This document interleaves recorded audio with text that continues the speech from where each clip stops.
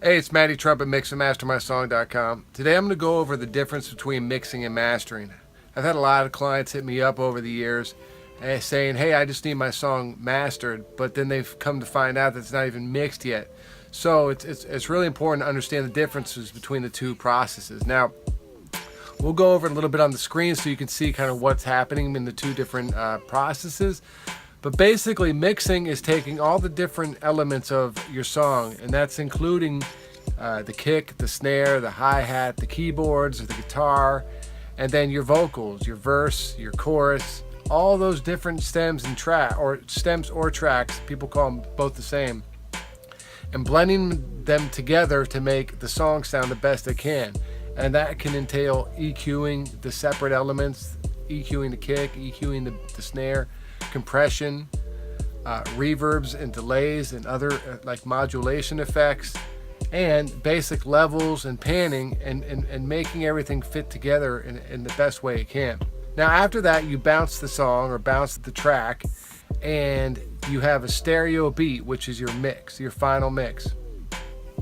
And that goes off to mastering, where mastering takes your mix, it brings up the overall level so it can compete with other levels of other songs, and puts the final touches, whether it needs to be brightened a little bit, or the low end needs a little more strength, or you have a little too much mid-range. That gets all adjusted in the mastering process. And also, mastering is even more important when you have the whole album together, and maybe you had one guy mix one song and another guy mix the other 6 songs, and one more guy mix 3 songs, and they all might have different styles and sounds. So mastering is when you put all the songs together of the album, all the different mixes, and the mastering engineer will go through and EQ the different songs so that they all sound like one piece when the listener plays it back.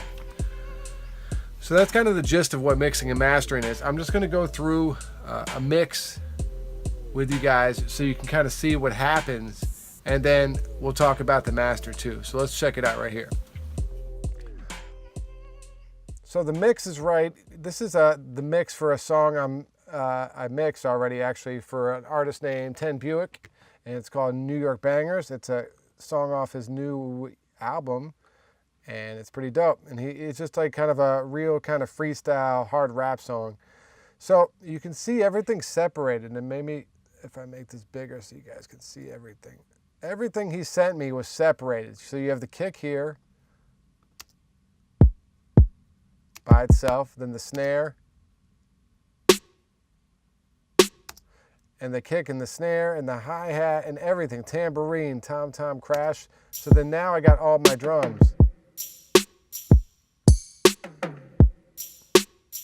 And by sending it that way, I can go and EQ each element separately. So here's our kick. I compressed it a bit, and then I compressed it some more. Well, actually, I EQ'd it a bit with this SSL compressor, and maybe used a little bit of compression.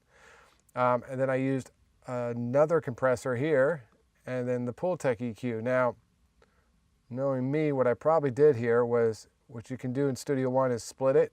So I had a parallel compression on the kick drum, and then just basic EQ on the kick drum here. So there's two. It takes the kick and splits it into 2 channels. So that makes it so that I can EQ and make every single sound the best it can. And then as you move on, I have the keyboards here, different effects. It's a pretty simple sample type beat. So it's just a sample, the bass line, and then the vocals, which I can EQ separately as well. You can hear those. So then when you unmute the whole song,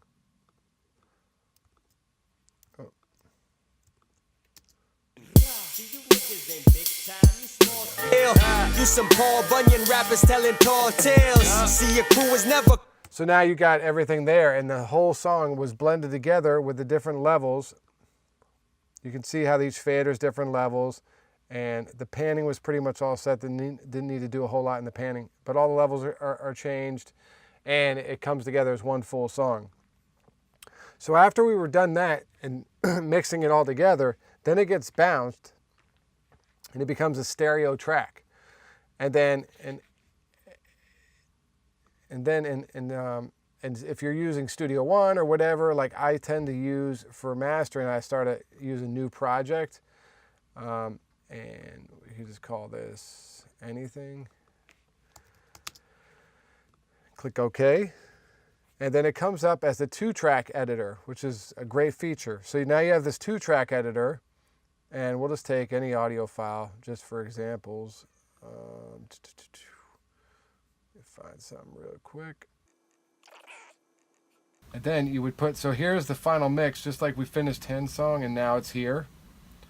This looks like it's already mastered, but your layers levels would usually be a bit lower.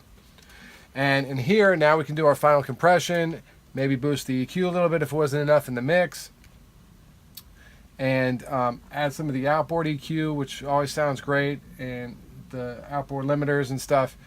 And bring it to a higher level and make it really punch through so that, you know, when you go and sit in your car and you play on a Drake record, and then the next record's the 10 record, it sounds the same level-wise. It's not like this huge drop or anything like that.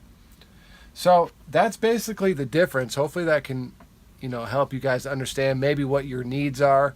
If you just need mixing, or you need mixing and mastering, or you just need mastering, will help you kind of figure out what stage of the process that your recording is in. So hope that helped. Let me know if you got any questions, and hit us up on mixandmastermysong.com. Thanks.